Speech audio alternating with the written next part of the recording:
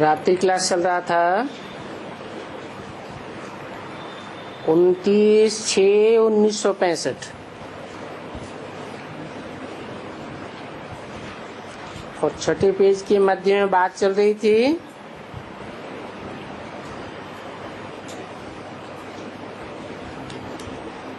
ये बाबा यह ब्रह्मा द्वारा ये वर्षा देते हैं।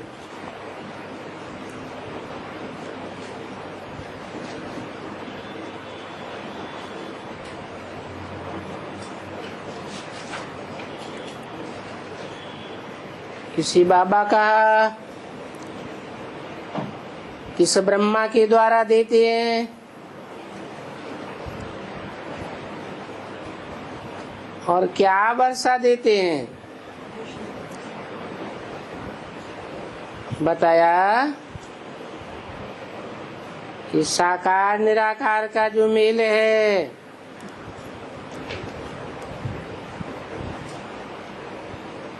मनुष्य सृष्टि का बीज साकार और आत्माओं का बाप निराकार, इन दोनों का मेल जो बाबा है वो ब्रह्मा द्वारा वर्षा देते हैं। कब देते हैं?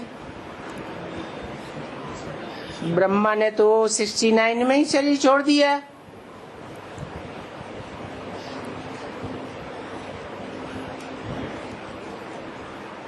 लेकिन शरीर की बात नहीं है, शरीर छोड़ दिया, 5 तत्वों में मिल गया। बाबा का टेंशन शरीर की तरफ है या उस शरीर में रहने वाली आत्मा की तरफ है? तो वो आत्मा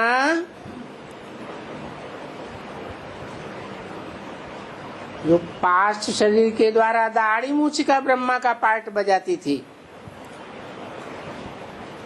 जिसे ब्रह्मा की पूजा नहीं होती है, वही ब्रह्मा वाली सोल अपने नाम को यथार्थ करती है। नाम ही है ब्रह्म ने बड़ी, माँ माने बा, माँ। संसार की बड़े थे बड़ी माँ। वो कोई स्त्री चोले माता के चोले में प्रवेश करती है और जगदम्बा कही जाती है। अब ब्रह्मा कहो या सारे जगत की अम्बा कहो, उस अम्बा के द्वारा वर्षा देती है। कौन सा वर्षा है? यह वर्षा। यह कह के बाबा किस तरफ इशारा करते थे? लक्ष्मी नारायण का वर्षा देती है। तो यह है, इन द्वारा फिर कलयुग का विनाश कराते हैं।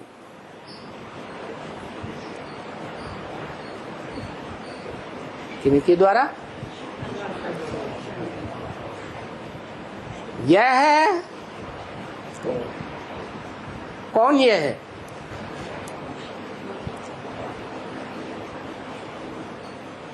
यह है इन द्वारा। किन द्वारा? एक के द्वारा या कम से कम 2 के द्वारा? कौन 2? नहीं,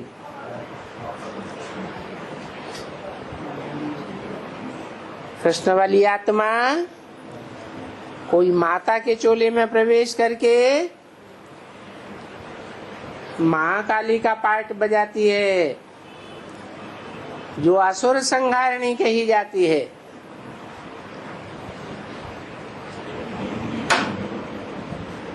जगदम्बा और ये जगत पिता, इन दोनों के द्वारा फिर कलयुग का विनाश। तो ये आ जाती है एकदम। कौन? एकदम कौन आती है?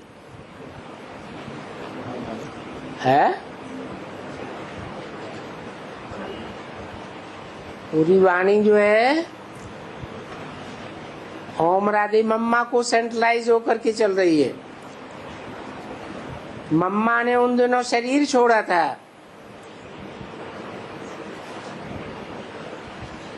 तो मम्मा के लिए बोला, ये आ जाती है एकदम। क्योंकि देवी तो एक ही है।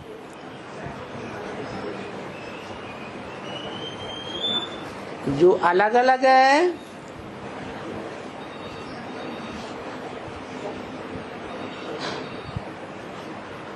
स्त्री चूल्हे के पाठधारियों में प्रवेश करके अलग अलग देवियों का पार्ट बजाती है। 9 देवियां गाई हुई है।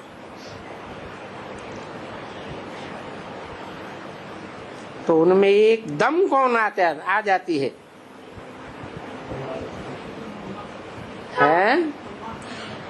वही माँ काली एकदम आ जाती है। तो बस ये तीक मचाते रहो एकदम। एक ही तीक भी तुम्हारी बहुत नाम वाला करे। पीछे घर में जो आवे, कोई माने या ना माने, बस हम ये सीखते हैं। बाबा हमको इन द्वारा राजयोग सिखलाते हैं। किन द्वारा है?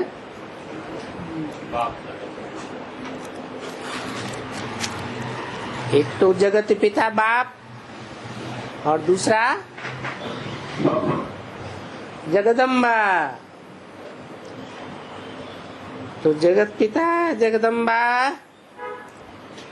इन दोनों के द्वारा राजयोग सिखलाते हैं। इसलिए यह बनने के लिए, क्या बनने के लिए? यह कह करके निशान उंगली का जाता था लक्ष्मी नारायण के चित्र की तरफ। जब वो सिखलानी पूरी हो जाएगी तब दुनिया का विनाश होगा। कौन सी सिखावनी पूरी हो जाएगी? हैं? राजयोग की सिखावनी। नर से नारायण और नारी से लक्ष्मी कैसे बनते हैं, ये ज्ञान की सिखावनी पूरी हो जाएगी, दुनिया खत्म हो जाएगी। जब तीसरी आंख खोलते हैं खेल खत्म हो जाता है।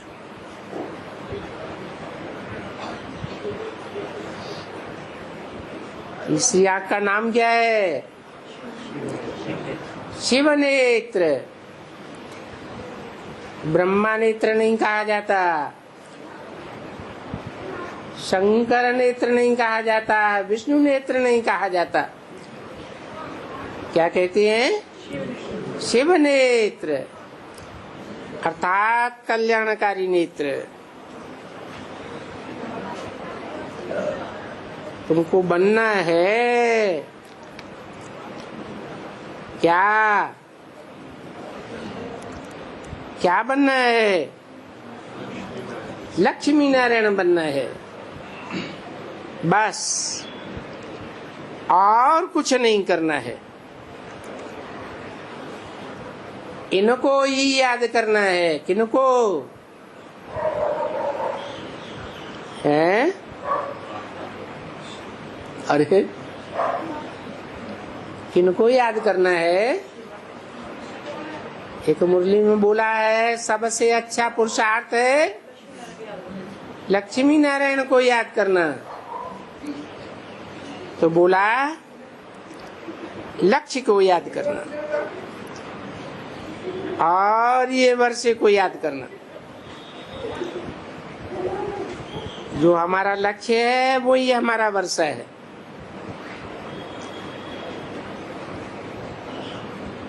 ये बहुत ही सहज है, समझने और समझाने की बातें हैं। जो आवे बस यही बातें लगा दो एकदम। ये चित्र कोई भी बना सकती है। ये कोई जास्ती थोड़े ही खाते हैं। 100 रुपए का चित्र खर्च कर लो, ये तुम्हारी पढ़ाई है रात दिन के लिए।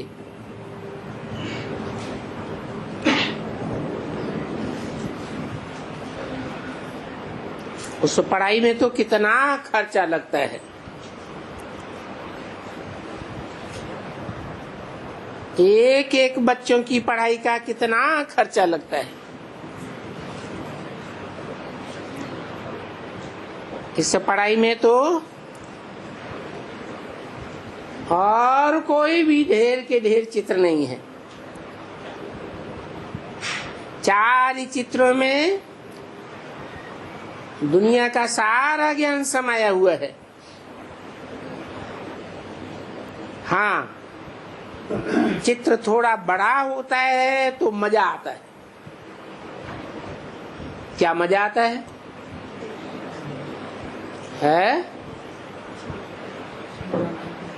समझाने में। क्योंकि अंधे की औलाद, अंधों की आंखें तो खुले हैं। छोटा चित्र है नहीं, वो बड़ा चित्र ही बिल्कुल सहज है, समझाने में ठीक है। तो हर एक बच्चा इन चित्रों को अपने घर में रख देवे।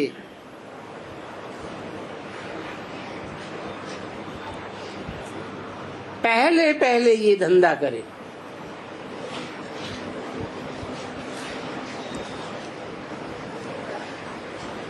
पीछे वो जो 2 पैसा कोई को बीज देते हैं ना,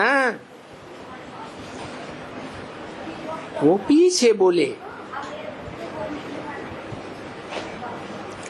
तो पहले सब अपने पास ये चित्र रखें, तो वो समझाने में बहुत सहज होगा।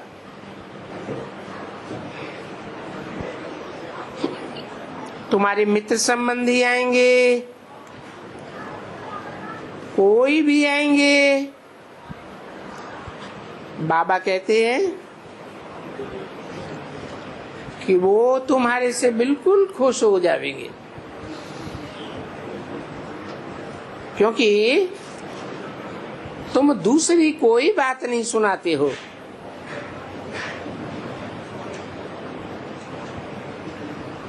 बाबा बाबा, एक बाबा का ही ज्ञान देते हो। फिर बाबा का रूप समझाना है।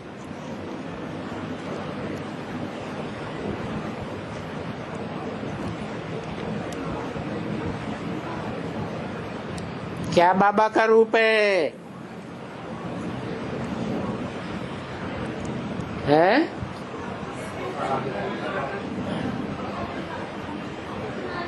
जब हम बाबा कहते हैं तो कौन सी आत्मा की तरफ हमारा इंटेंशन जाता है?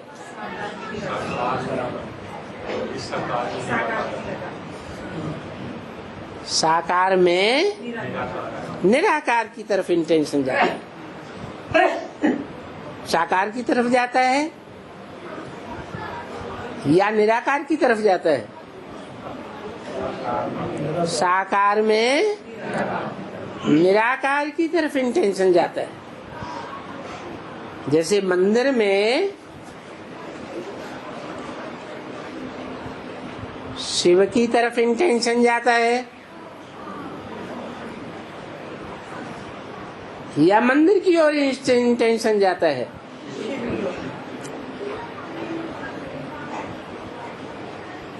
तो फिर बाबा का रूप समझाना। क्या हुआ? क्या हुआ रूप है?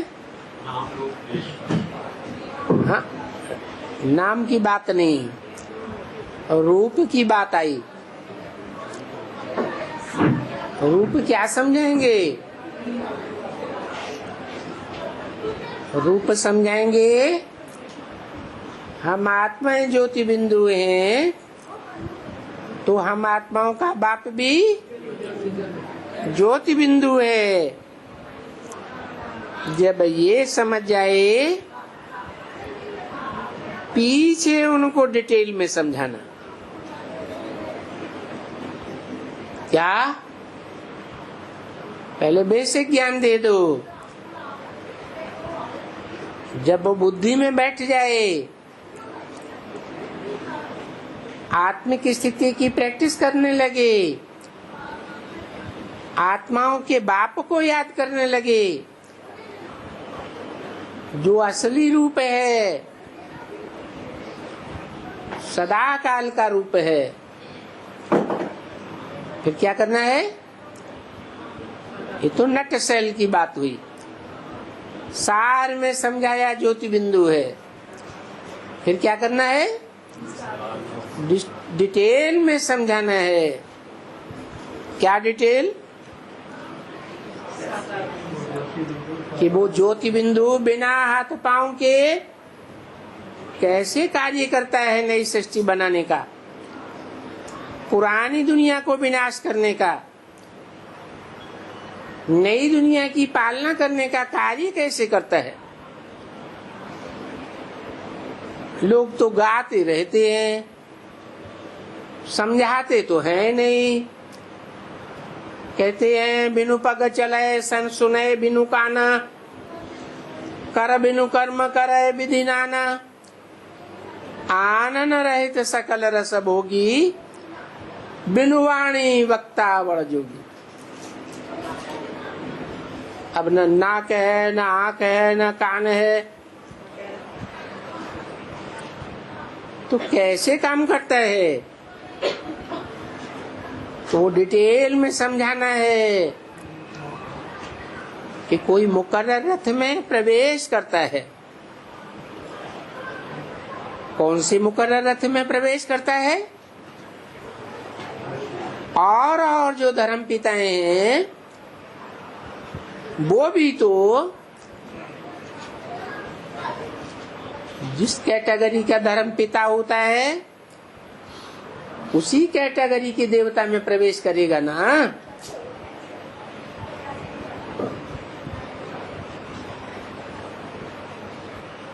दोयम नंबर का धर्म पिता है संसार का, तो कौन से देवता में प्रवेश करेगा? है जो दूसरे नंबर का सतयुग का नारायण है उसी में प्रवेश करेगा। तो जो अव्वल नंबर का धर्म पिता है अल्लाह, जो अव्वल दिन की स्थापना करता है, वो किस में प्रवेश करेगा? जो सृष्टि का अव्वल नंबर का नारायण है, जो नर से नारायण बनता। और नर भी कैसा? ऐसे तो 500-700 करोड़ नर मनुष्य हैं, लेकिन वो उन सब का बीज है। बीज को बाप कहा जाता है। घर का मुखिया कौन होता है? बाप ही होता है। तो ये डिटेल में समझानी देनी है अच्छी तरह से। क्या?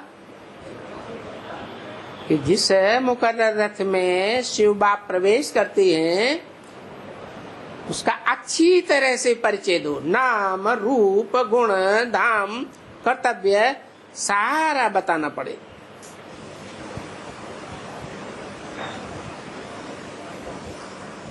नहीं तो ये बिल्कुल ठीक है एकदम। देखो ये बताया किसने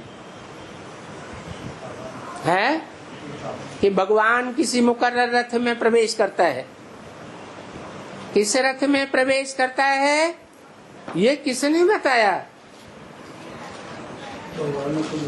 भगवान बाप ने बताया और देख करके बनाया।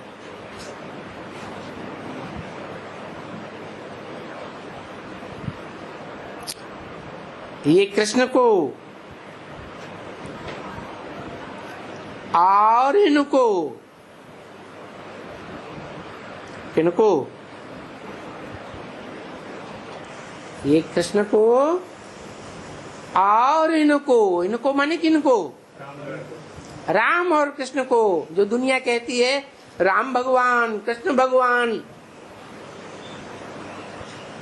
इनको भगवान के टाइटल से एकदम अलग कर दिया।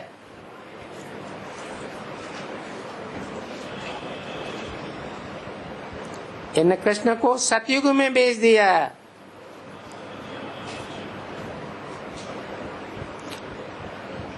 और दुनिया वालों ने कहा भेज दिया? द्वापर में भेज दिया।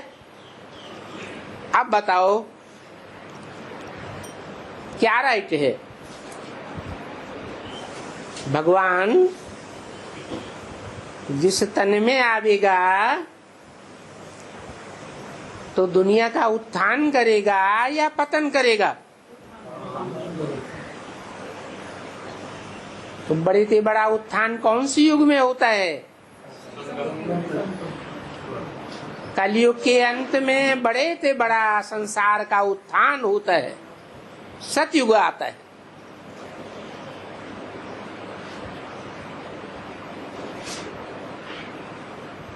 तो सतयुग आदि में 16 कला संपूर्ण होती है सृष्टि, और कृष्ण भी 16 कला संपूर्ण होता है। तो अब दुनिया वालों से पूछो जिन्होंने शास्त्रों में लिख दिया है कृष्ण द्वापर के अंत में आया, तो क्या अंत में आकर के पापी कलयुग की स्थापना करने आया?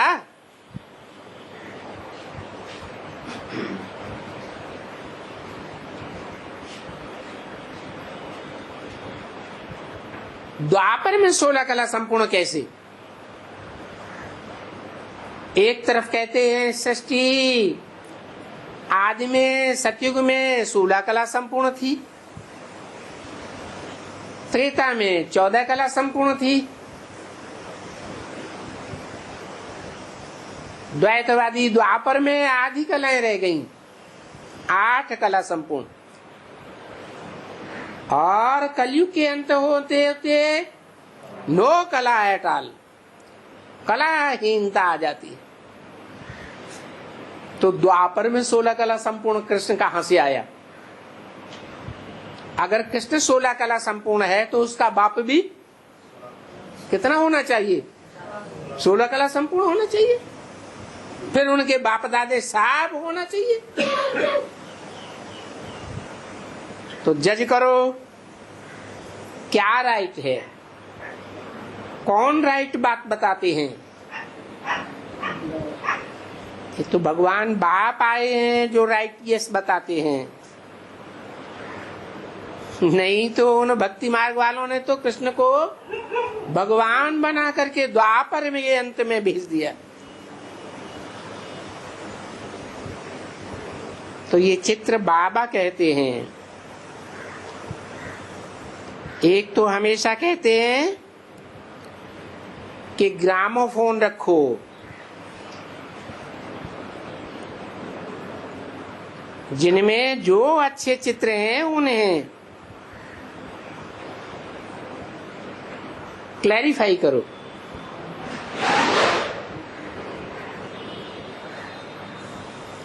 उनसे भी बड़ा ये अच्छा।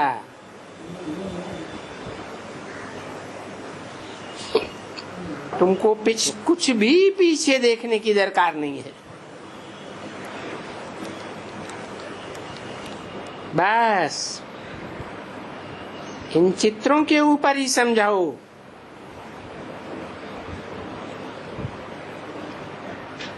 तो ये और लिया जाएगा। मनुष्य पढ़ेंगे कि बरोबर प्रजापिता ब्रह्मा तो यहाँ ही होना चाहिए। प्रजा इस सृष्टि पर है तो प्रजा का पिता भी इस सृष्टि पर ही होना चाहिए। उन्हीं द्वारा पढ़ाते हैं, बरोबर नई दुनिया का मालिक बनाने के लिए पढ़ाते हैं।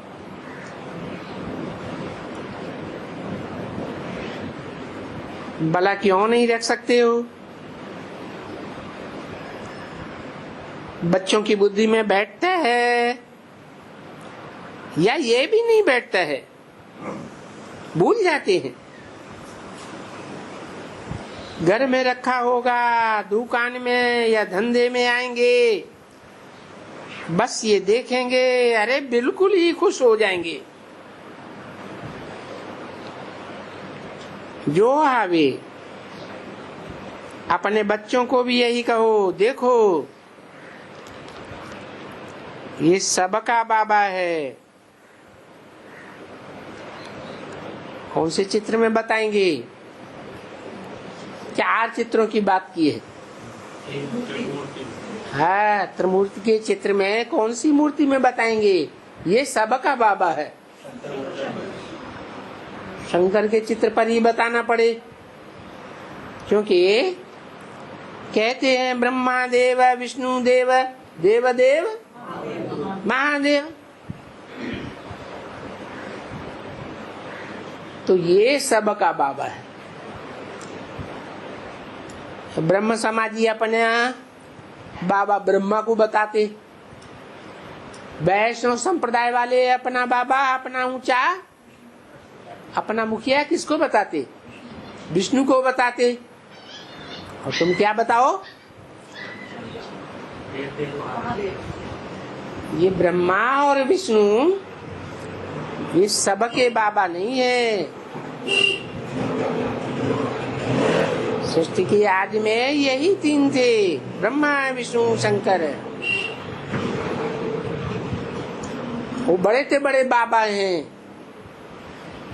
परंतु इन सब का बाबा तो एक ही है, जिसे महादेव कहा जाता है, जगत पिता। शास्त्रों में भी लिखा है, जगतम पितरम वंदे पार्वती परमेश्वरो।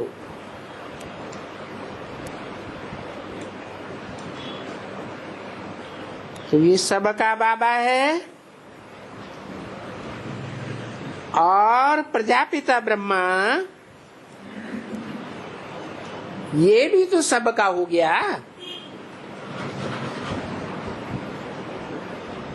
कि ब्रह्मा का बाप नहीं है।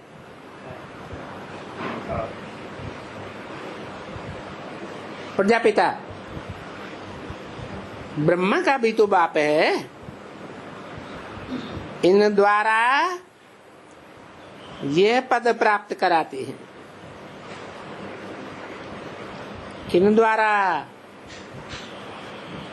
है? प्रजापिता और ब्रह्मा द्वारा।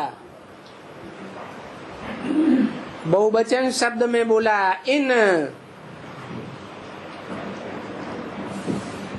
ये पद प्राप्त कराते हैं, माने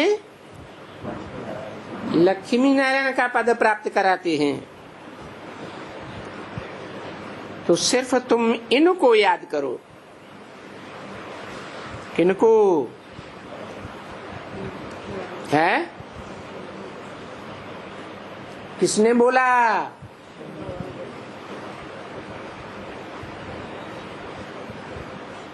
कौन सी आत्मा ने बोला? तुम सिर्फ इनको याद करो। सुप्रीम सोल ने बोला। इनको माने किनको? लक्ष्मी नारायण के संपूर्ण पुरुषार्थ होने पर वो आत्माएं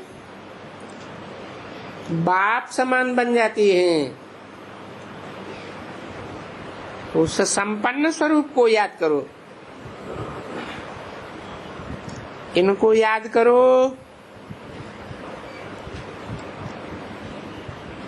और इस वर्षे को याद करो। माना शिव बाप जिस टेम्परेरी और मुकर्रर रथ में आते हैं, इनको याद करो। माने प्रजापिता और ब्रह्मा को याद करो और इस वर्षे को याद करो। कौन सा वर्षा? लक्ष्मी नारायण। मन मना भव मत्याजी भव। गीता का तो अर्थ ही है, सिर्फ कृष्ण भगवान का नाम डाल दिया है। अक्षर तो वही दो हैं। क्या?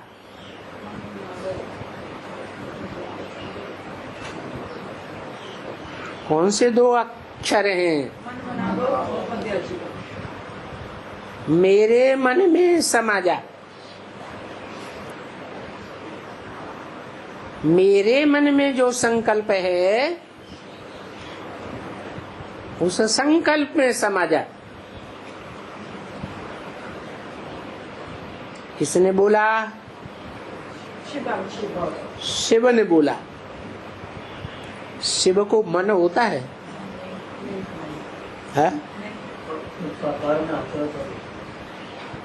शिव को तो मन नहीं होता है।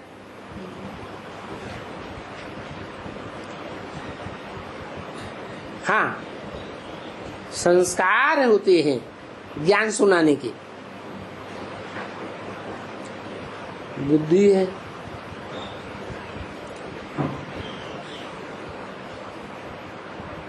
शिव की बुद्धि सबसे बड़ा काम कौन सा करती है?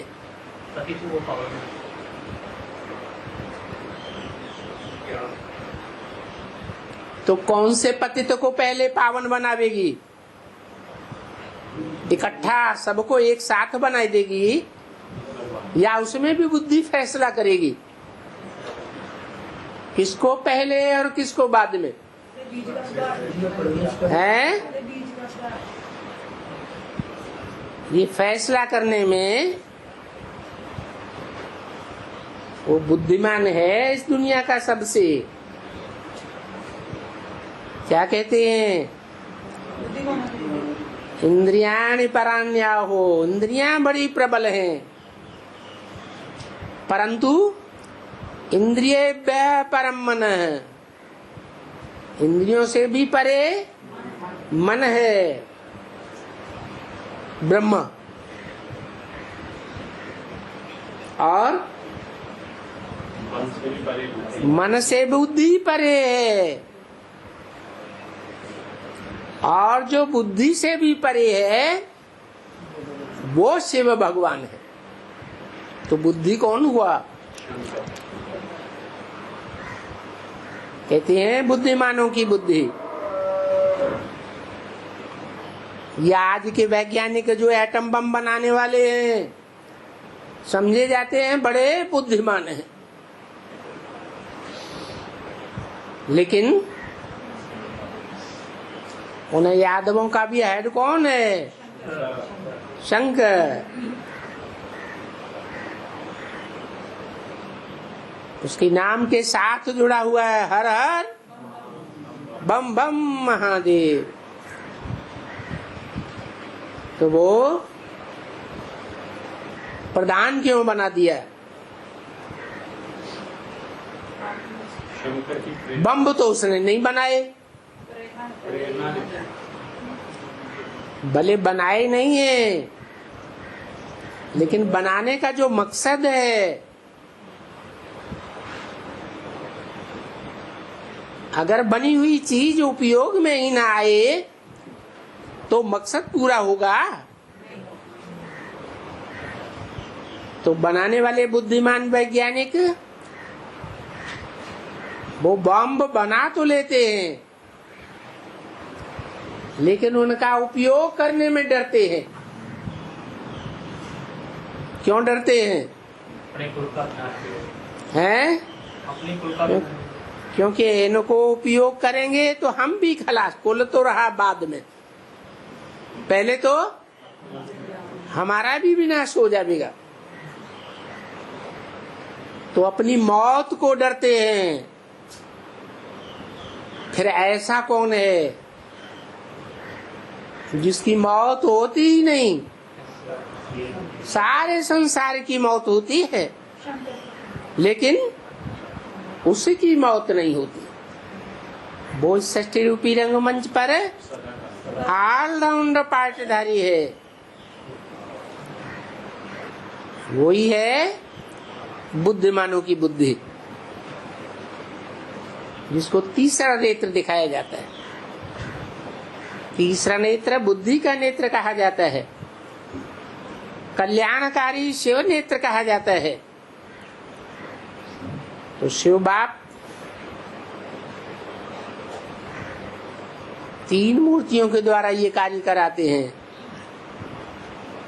सृष्टि के निर्माण का, पुरानी सृष्टि के विध्वंस का और नई सृष्टि की पालना का। इन तीनों कार्यों में बड़े से बड़ा कार्य और कठिन से कठिन कार्य कौन सा है? जो कठिन कार्य है, जो ग्रेट फादर्स कहे जाते हैं, इब्राहिम, बुद्ध, क्राइस्ट, गुरु नानक आदि, वो भी नहीं कर सके। वो अपने धर्म की स्थापना तो करते हैं, परंतु पुराने धर्मों का, पुरानी धारणाओं का विनाश नहीं करते, पुरानी परंपराओं का विनाश नहीं करते। पुरानी परंपराएं जीर्ण जरा जीर्ण पर चलती रहती हैं और उनकी परंपराएं स्थापन की हुई भी चलती रहती, तो मिक्स हो जाता है, परंतु दुनिया का कल्याण नहीं हो पाता। वो डरते हैं किस बात से? नहीं, जो पुराने चले आ रहे हैं गद्दी नशीन धर्माधिकारी, राज्याधिकारी, उनसे टक्कर लेनी पड़ेगी ना, तब तो उन पुराने धर्मों का, पुराने राज्यों का विनाश होगा। तो वो टक्कर लेने में डरते हैं। क्यों डरते हैं? क्योंकि देह अभिमानी है। उन्होंने कोई आत्माभिमानी बनने की प्रैक्टिस ही नहीं की है। ये निडर बनने की प्रैक्टिस बाप आकर के कराते। कि आत्मा अविनाशी है, तुम आत्मा हो, शरीर नहीं हो। शरीर की मृत्यु होती है, आत्मा की मृत्यु नहीं होती है। कुछ बिगड़ने वाला नहीं है।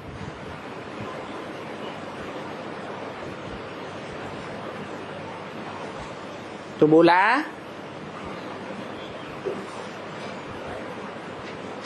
मनमना भव मध्याजी भव।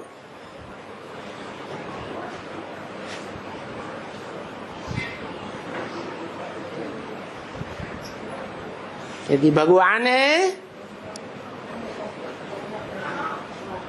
तो दो ही अक्षर हैं। क्या? अलिफ और बे।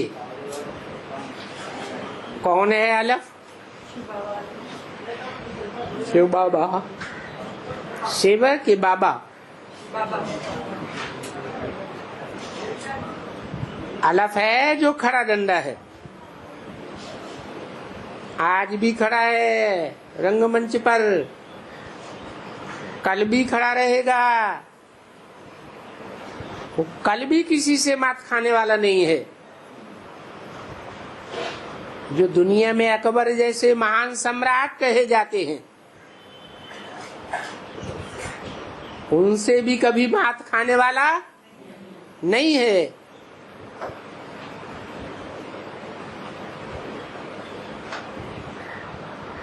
जैसे शास्त्रों में नारायण के लिए गायन है, इस दुनिया में एक ही नारायण हुआ है जिसकी कभी भी युद्ध में हार नहीं होती है। और वो आत्मा आज भी खड़ी है, कल भी खड़ी रहेगी, और पास्ट में भी खड़ी ही थी। तो खड़े डंडे को नाम देते हैं अलग, और जो पड़ा हुआ डंडा है उसका नाम देते हैं बे। वो कौन सा है?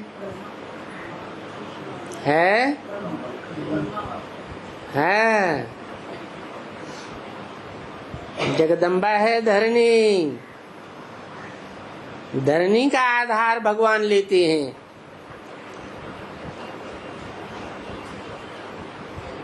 उनको कहते हैं भगवान। उनकी बायोग्राफी है। उनकी बायोग्राफी में बिल्कुल फर्क है।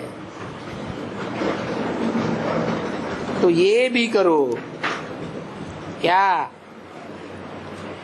उनकी जीवन कहानी भी बनाओ, बताओ, फिर तुम बहुत खुश हो जाएंगे। किस बात से? हाँ, बिंदु की जीवन कहानी बताएंगे नहीं, परंतु बिंदु जब साकार शरीर में प्रवेश करता है तो उसकी जीवन कहानी बताओ। ये सेवा करेंगे तो तुम बहुत खुश हो जाएंगे। तुम्हारी खुशी का पारा चढ़ जाएगा। तो पहले पहले ये खर्चा करो। क्या? ये चित्र तैयार करो। बाबा बरोबर वो बनवाने की कोशिश कर रहे हैं। क्या क्या बनवाने की कोशिश कर रहे हैं? चारों चित्र बड़े बड़े बनवाने की कोशिश कर रहे हैं।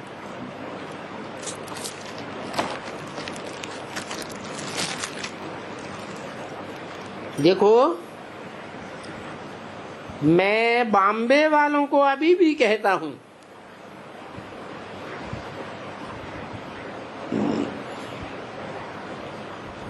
निर्वैर है, रमेश है, फलाना है,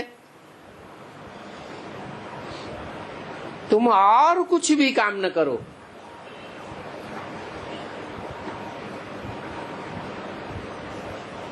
तुम्हारी इतनी लंबी चौड़ी जो प्रदर्शनी है इसे छोड़ दो।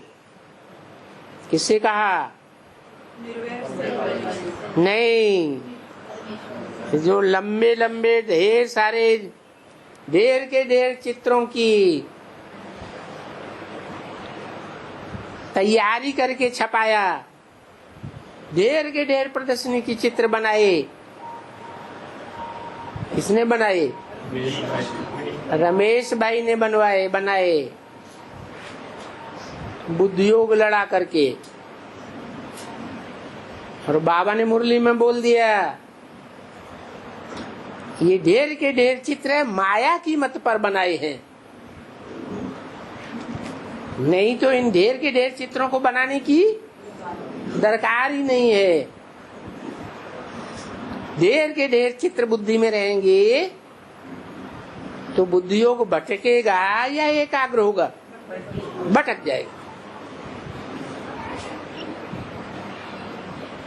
तो तुम्हारी जो इतनी लंबी चौड़ी प्रदर्शनी है, बाद में छोटे छोटे चित्र आ गए ना लंबी प्रदर्शनी के, ढेर के ढेर,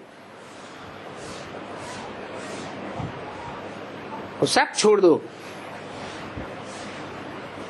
क्या? बहुत से एडवांस वाले भी अपने घरों में, गीता पाठशालाओं में, मधुबन में, रमेश भाई के बनाए हुए ढेर के ढेर चित्रों की प्रदर्शनी लगाते हैं। ये श्रीमत के अनुकूल है या प्रतिकूल है? बाबा कहते हैं इन चित्रों में सब आ जाता है। ये एक बड़ा बना करके और जो आवे उन्हें समझाते रहो। ये एकदम सबसे अच्छे से अच्छी चीज है।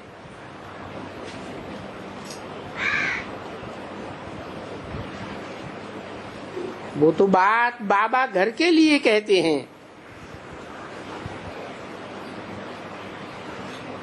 वो फिर झाड़ में भी थोड़ा जास्ती समझाना होता है। और ये तो बिल्कुल ही सहज है।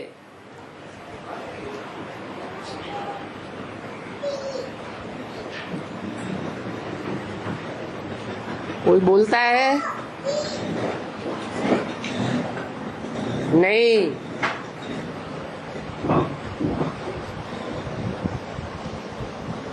हमारा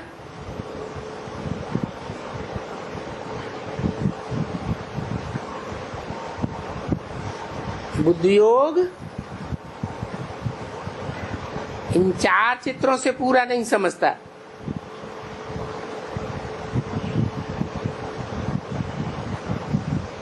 तो मैं बच्चों को आर्डर देता हूं कि जाओ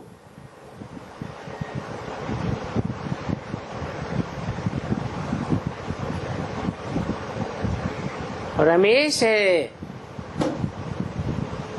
रमेश से कहते हैं स्क्रीन पर बनाने से सस्ता पड़ेगा।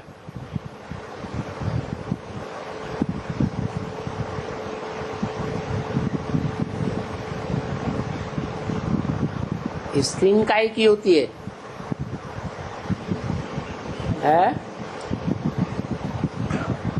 अरे स्क्रीन सिनेमा हॉल में स्क्रीन होती है ना, है? वो काहे से बनती है? अरे 5 कपड़े की बनती थी। तो कपड़े का अर्थ क्या है? हैं? शरीर रूपी कपड़े पर छपाओ।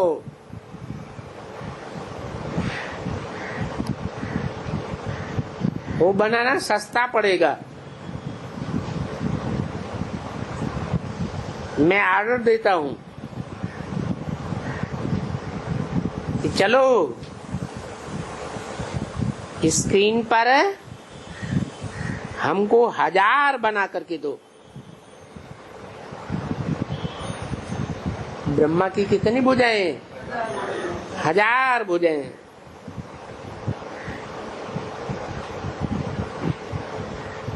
बनाने में सस्ता पड़ेगा। फिर जितना चाहिए बाबा से मंगा लेना। देखो इतने चित्र बनाते हैं, ये खर्चा तो खाते हैं ना। जब छपाई होती है तो ये सब भी तो खर्चा खाते हैं ना। तो बाप बोलते हैं कि अच्छा गरीब हो तो बाबा से फ्री ले ले। वो जो अफोर्ड कर सके वो भले बनावे। अच्छा चलो दूसरे फिर जो आएंगे उनको मैं ये सौगात देता हूं, दे दूंगा। क्या बात है, शिव बाबा का भंडारा है ना, तो कोई भी हर्जा नहीं है। घर में रखो तब भी तुम लोग बड़ी खुशी को पाएंगे। क्या कहा? क्या घर में रखो? है? क्या घर में रखो? स्क्रीन, स्क्रीन पर बना हुआ चित्र घर में रखने से बहुत खुशी होगी, है? जड़ स्क्रीन या चैतन्य स्क्रीन? चैतन्य स्क्रीन क्या होगी, है? जैसे लक्ष्मी नारायण का जड़ चित्र होता है, जड़ चित्र की प्रदर्शनी भी करते हैं ना, तो तुम काहे की प्रदर्शनी करो, है? चैतन्य चित्रों की प्रदर्शनी करो। बोलो, इन चित्रों को अगर तुम अपने घर में रख देंगे तो भी तुम्हारी खुशी का पारा बहुत चढ़ जाएगा, बहुत खुश होंगे।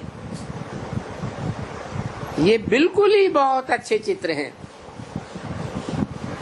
और इन चित्रों में पूरी समझानी है।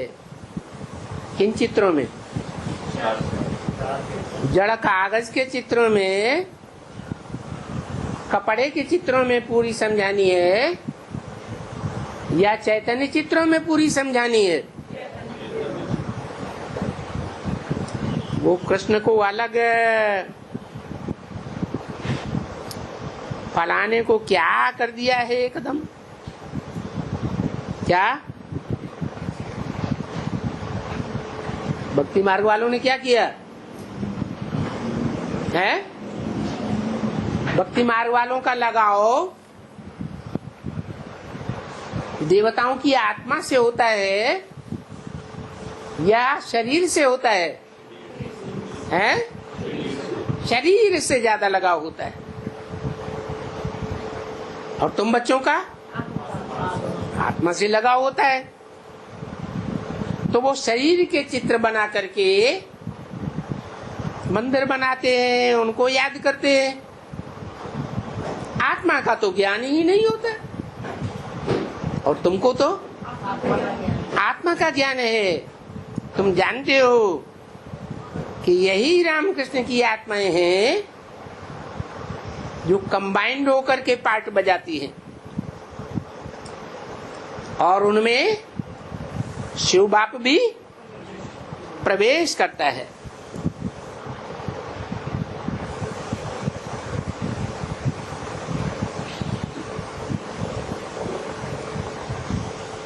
तो उन्होंने तो कृष्ण को अलग कर दिया भगवान, और राम को अलग भगवान कर दिया। राम के फॉलोअर्स कृष्ण के फॉलोअर्स से ईर्ष्या करते, और कृष्ण के फॉलोअर्स राम के फॉलोअर्स से ईर्ष्या करते। दोनों को अलग अलग कर दिया। और तुम क्या करते हो? दोनों को है कंबाइंड कर दिया। अरे भाई, झगड़ने की इसमें क्या बात है? माँ बाप मिलकर के सृष्टि निर्माण करते हैं या अलग अलग होकर के निर्माण होता है? मिल करके करते हैं। तो तुम एकदम अच्छी समझानी देते हो। जैसे शास्त्र वगैरह पढ़ करके बुद्धि में एकदम भूसा भर गया। क्या? शास्त्र पढ़ने से एकदम भूसा भर गया, और बाप की समझानी से एकदम सार निकल आता है। तो बाप ने कहा है ना कि बुद्धि से भूसा निकाल दो। क्या? कीमती चीज बुद्धि में रखनी चाहिए, सार बुद्धि में रखना चाहिए, या विस्तार भूसा रखना चाहिए? ये जो कुछ भी पढ़े हो सब भूल जाओ। Here no more evil। जब मैं आया हूं तो नो मोर इविल सुनो।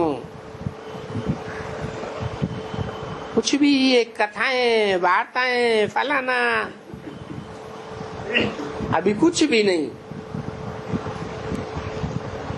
सिर्फ मेरे से 2 अक्षर सुनो, मेरे से हैं, मेरे से 2 अक्षर सुनो। दूसरों से सुनेंगे मनमाना भव मध्याजी भव तो नहीं चलेगा है? क्यों नहीं चलेगा? बात तो वही सुनाते हैं हाँ, वो अगर कहेंगे मन मना भव तो उनका मन चंचल है, एकाग्र है या बिखरा हुआ है, तो नहीं चलेगा। तो क्या करना है? सिर्फ मेरे से सुनो। क्या सुनो? मेरे में बुद्धि लगा, मेरे को याद कर, मेरे लिए यजन कर, यज्ञ कर, अर्थात यज्ञ सेवा कर।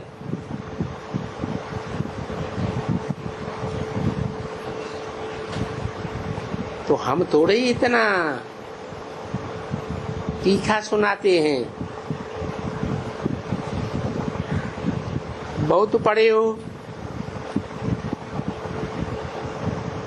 मैं तो तुमको बिल्कुल ही 2 अक्षर ही सुनाता हूं। जिसके लिए तुमने भक्ति की है, भगवान से वर्षा पाने के लिए, तो मुक्ति और जीवन मुक्ति मैं तुमको 2 अक्षरों से देता हूं।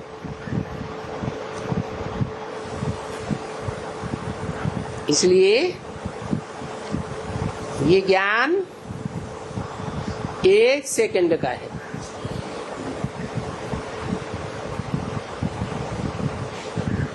मुक्ति जीवन मुक्ति भी 1 सेकंड की है।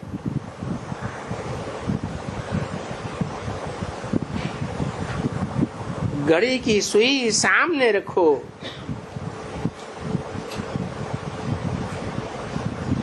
हैं? घड़ी की सुई सामने रखो तो क्या देखेंगे उसमें? है क्या सेकंड देखेंगे? कौन सा सेकंड देखेंगे? हैं? केवल पुरुषार्थ। घड़ी की सुइयों में कौन सा सेकंड देखेंगे? कौन सा मिनट देखेंगे? कौन सा घंटा देखेंगे? अरे देखेंगे कि तीनों सुइयां कहाँ कौन से सेकंड में मिलकर के एक होती है। क्या? जब तीनों सुइयां मिलकर के 1 सेकंड में मन मना भव मध्याजी भव, तीनों के संस्कार मिलकर के एक हो जाते हैं, उसी 1 सेकंड में मुक्ति और जीवन मुक्ति निधि हुई। तो ये घड़ी की सुई सामने रखो तो देखो वो 1 सेकंड कब फिरता है? कब फिरता है? हैं? कौन सा सेकंड? जब तीनों सुइयां 1 सेकंड में एक के ऊपर एक आ जाती है।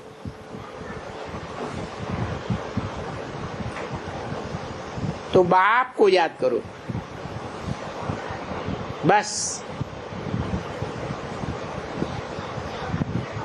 उसमें भी वर्षा आ जाता है। बाप में वर्षा कैसे आ जाता है? बाबा तो बोलते हैं बाप को याद करो, वर्षे को याद करो, स्वर्ग को याद करो। अलग अलग बातें बताते हैं कि एक ही बात बताते हैं? ये क्यों गाया हुआ है 1 सेकंड में?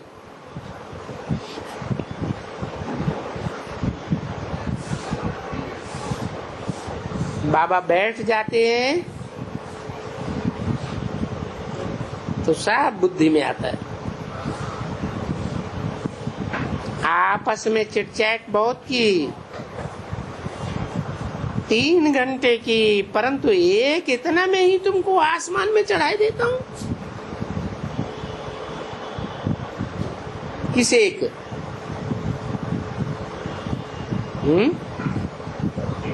वो 1 सेकंड है जब तीनों सुइयां मिलकर के एक होती है, तो इतना ऊंचे तुमको ले जाता हूं।